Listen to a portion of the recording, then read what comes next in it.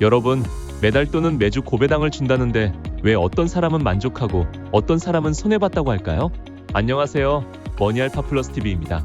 오늘 영상에서는 고배당 ETF 투자자라면 누구나 한 번쯤 들어봤을 일드맥스 커버드콜 ETF 5종의 실제 성과와 리스크를 속 시원히 공개해드리겠습니다. 저희는 약 3,000달러 규모로 직접 투자해본 6개월간의 리얼 운용 결과를 바탕으로 과연 이 ETF들이 매력적인 배당의 함정인지 아니면 현명한 투자 전략의 열쇠가 될 수 있는지를 검증해봤습니다. 매월 돈이 들어오는데도 원금은 계속 녹아내린다면? 그럼에도 불구하고 여전히 이 상품들이 주목받는 이유는 무엇일까요? 오늘 영상에서는 단순 수익률 비교를 넘어서 실전 투자자 입장에서 이 ETF들을 어떻게 활용해야 할지까지 현실적인 솔루션을 제시해드립니다. 영상 끝까지 함께해주세요. 오늘 우리가 비교 분석할 일드맥스 커버드콜 ETF 5종은 다음과 같습니다. 이들은 모두 콜옵션 매도 전략을 통해 높은 배당금을 지급하는 상품으로 각기 다른 기초 자산을 추종합니다. 여러분들이 잘 아시다시피 이 ETF들은 각기 다른 배당 지급일을 가지고 있어 여러 종목에 분산 투자하면 매주 혹은 매월 꾸준한 현금 흐름을 기대할 수 있습니다. 이번 분석을 위해 저희는 일드맥스 커버드콜 ETF 5종에 약 3,000달러 상당을 일반 계좌에 직접 투자했습니다. 소액 투자자도 쉽게 따라할 수 있는 현실적인 금액으로 이 ETF들의 실제 운용 성과와 배당 흐름을 검증해 보기 위함이었죠. 완벽한 투자 상품은 없습니다. 그래서 이번 투자에서는 작은 금액으로 분산 투자하며 각 상품의 특성과 리스크를 체감해보고 자신만의 투자 기준과 활용법을 찾는 데 초점을 맞췄습니다. ETF 5종에 골고루 나눠 투자한 결과 ETF당 평균 24에서 47주 정도의 보유가 가능했고 이를 통해 월별 주별 배당 수익 흐름도 실제로 확인할 수 있었습니다. 투자 기간은 올해 1월 중순부터 7월까지 약 6개월. 그 기간 동안의 주가 변화, 배당금 지급, 최종 수익률까지 모두 종합 분석했습니다. 이제 첫 번째 ETF부터 하나씩 들여다보겠습니다. 먼저 테슬라를 기초자산으로 하는 일드맥스의 대표 커버드콜 ETF 테슬리입니다. 테슬라 주가가 6개월간 상당폭 하락했음에도 불구하고 테슬리는 50%가 넘는 높은 누적 배당률을 통해 배당 수익을 안정적으로 지급했습니다. 하지만 주가 하락폭이 워낙 커서 배당 수익만으로는 원금을 모두 상쇄하지 못해 최종적으로는 마이너스 수익률을 기록했습니다. 이는 높은 배당에도 불구하고 기초 자산의 변동성이 일드맥스 ETF의 총 수익률에 얼마나 큰 영향을 미치는지 보여줍니다. 다음으로 엔비디아를 기초 자산으로 하는 일드맥스 커버드콜 ETF 엔비디입니다. 엔비디아 주가가 해당 기간에도 변동성이 컸지만 엔비디는 높은 배당 수익과 상대적으로 괜찮은 주가 회복으로 인해 5종목 중 유일하게 두 자릿수 플러스 수익률을 기록했습니다. 이는 기초 자산의 변동성이 크더라도 배당금을 통해 주가 하락분을 충분히 상쇄하거나 심지어 수익을 창출할 수 있음을 보여주는 긍정적인 사례입니다. 다음으로 코인베이스를 기초 자산으로 하는 일드맥스 커버드콜 ETF 코니입니다. 코니는 60%가 넘는 가장 높은 누적 배당률을 기록하며 압도적인 배당 현금 흐름을 보여줬습니다. 하지만 코인베이스 주가의 큰 변동성으로 인해 주가 하락폭도 커서 높은 배당에도 불구하고 총 수익률은 마이너스를 면치 못했습니다. 암호화폐 관련 ETF의 경우 배당률은 매우 높지만 기초 자산의 극심한 변동성을 반드시 인지해야 합니다. 다음으로 스트래티지를 기초 자산으로 하는 일드맥스 커버드콜 ETF MST입니다. MST는 코니 다음으로 높은 누적 배당률을 기록하며 뛰어난 현금 흐름을 제공했습니다. 주가 하락폭이 있었지만 배당금이 이를 상쇄하고도 충분한 수익을 안겨주며 해당 기간 8%의 플러스 수익률을 달성했습니다. 5종목 중 가장 높은 원금 회수율을 보이며 고배당 전략이 효과적으로 작용한 사례로 볼 수 있습니다. 마지막으로 일드맥스 커버드콜 ETF YMAX입니다. YMAX는 다양한 일드맥스 ETF에 분산 투자하는 효과를 제공하며 주가 하락분을 배당금으로 충분히 상쇄하여 2.7%의 플러스 수익률을 기록했습니다. 개별 ETF에 비해 누적 배당률은 다소 낮았지만 여러 일드맥스 ETF에 분산되어 있어 상대적으로 안정적인 모습을 보였습니다. 약 6개월여간의 실전 투자를 통해 얻은 일드맥스 ETF 5종의 종합적인 성과를 표로 정리해 보겠습니다.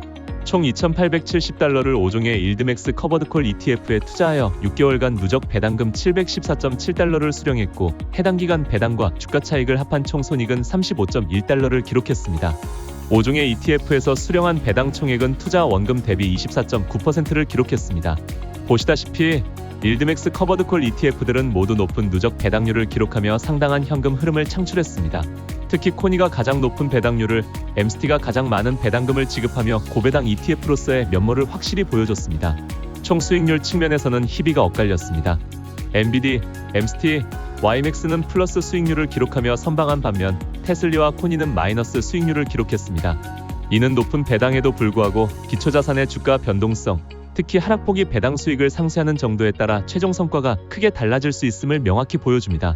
MST가 가장 높은 원금 회수율을 보인 점도 눈여겨볼 만합니다. 이들 일드맥스 커버드콜 ETF 5종에서 받은 배당으로 투자 원금을 회수하는데 산술적으로 대략 2년이 소요됨을 예상해 볼 수 있었습니다.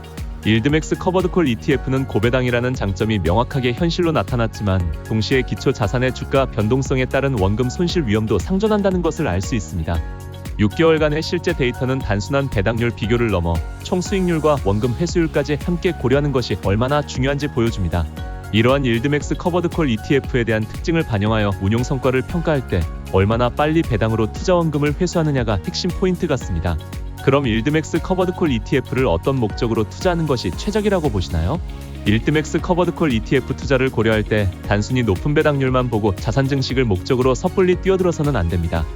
투자 원금을 일정 기간 내에 회수하는 하는 것을 목표로 하면서 고배당 월 현금 흐름을 활용하여 월세, 즉 거주비를 낸다는가 고정생활비 대체, 자동차 리스료 대체, 가족 해외여행비 충당 등으로 활용하면 정말 좋을 듯합니다.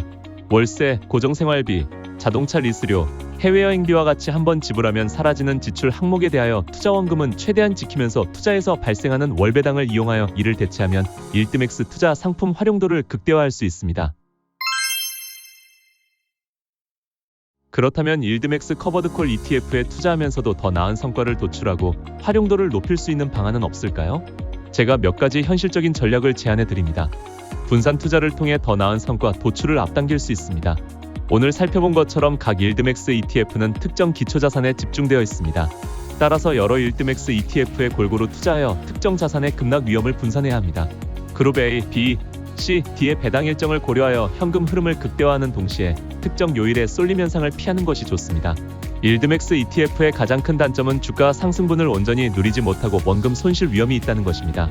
따라서 일드맥스 ETF는 포트폴리오의 일부만 편입하고 나머지 자금은 S&P 500 ETF나 QQQ와 같은 우량 성장주 ETF 또는 안정적인 배당 성장주에 투자하여 포트폴리오의 전반적인 성장성과 안정성을 확보하면 나을 듯 싶습니다. 오늘 분석은 배당금 재투자를 가정하지 않은 결과였습니다.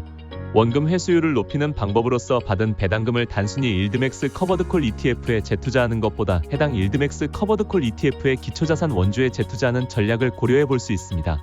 왜 기초자산 원주에 재투자해야 할까요?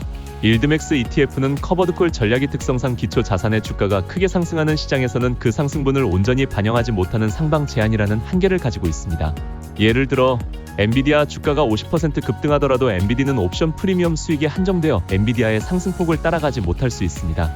이러한 상황에서 엔비디아에서 받은 배당금을 엔비디아 원주에 재투자한다면 우리는 일드맥스 커버드콜 ETF의 높은 배당 수익을 꾸준히 챙기면서도 동시에 엔비디아 원주의 강력한 성장 잠재력에 직접적으로 참여할 수 있는 기회를 얻게 됩니다. 이는 고배당을 통한 현금 흐름과 성장주 투자를 통한 자본 차익이라는 두 마리 토끼를 모두 잡을 수 있는 하이브리드 전략이 되는 것이죠. 이 전략은 다음과 같은 이점을 제공합니다. 가장 큰 장점은 시장 상승기에 수익률을 극대화할 수 있다는 점입니다. 일드맥스 커버드콜 ETF가 놓치는 기초 자산의 급등 수익을 원주 투자를 통해 포착할 수 있습니다.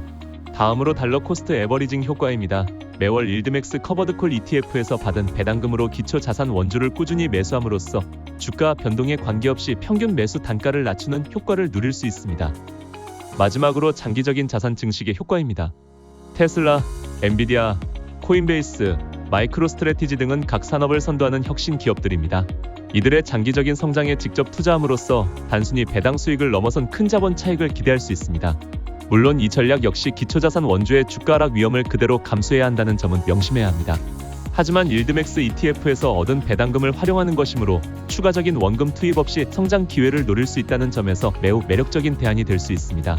일드맥스 커버드콜 ETF는 파이의 성장 증식보다는 전략적으로 현금 흐름 극대화에 포커스를 둔 투자 상품입니다. 참고로 저희 팀은 기본적으로 성장 계좌와 배당 계좌를 분리하여 관리하는 것을 권장드리고 있습니다. 연금성 계좌에서는 성장 증식을 목표로, 일반 계좌에서는 배당형 현금 흐름을 목적으로 운용하는 것을 우선하고 있습니다. 따라서 일드맥스 커버드콜 ETF는 일반 계좌를 통하여 투자하면 현금 흐름의 활용도를 높일 수 있습니다.